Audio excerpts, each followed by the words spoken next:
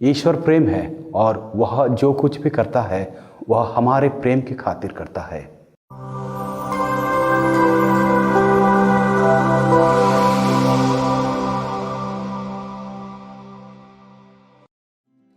ख्रिस्त में मेरे प्यारे बहनों और भाइयों, आज के सुसमाचार में यीशु धार्मिक नेताओं से नाराज थे क्योंकि वे ईश्वर के वचन को सुनने में विफल रहे।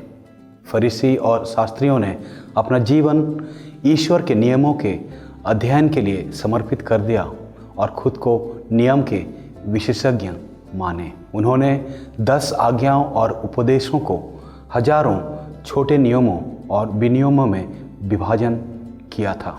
वे अपनी व्याख्याओं में इतने व्यस्त थे और उन्हें जीने की कोशिश कर रहे थे कि उनके पास किसी और चीज़ के लिए बहुत कम समय था। इस तरह से उन्होंने लोगों को गुमराह किया। वे लोगों को ईश्वर के बजाय फरीसीवाद की ओर ले जा रहे थे। यीशु ने दशमांश के उदाहरण का उपयोग यह दिखाने के लिए किया कि वे कितनी दूर भटक गए थे। परमेश्वर ने अपने लोगों के लिए उसकी भविष्य की देखभाल के लिए धन्यवाद और सम्मान की अभिव्यक्ति के रूप में अपने श्रम के पहले फल का 10वां हिस्सा समर्पण करने की आज्ञा दी थी। परंतु फरीसी और शास्त्री महत्वहीन चीज़ों पर दशमांश देने के लिए लोगों को विवश किया। यीशु ने उन्हें चेतावनी इसलिए दी क्योंकि उनके दिल सही नहीं था। वे दूसरों के लिए गर्व और अपमान से भरे हुए थे। वे दूसरों पर अनावश्यक बोझ डालते हैं।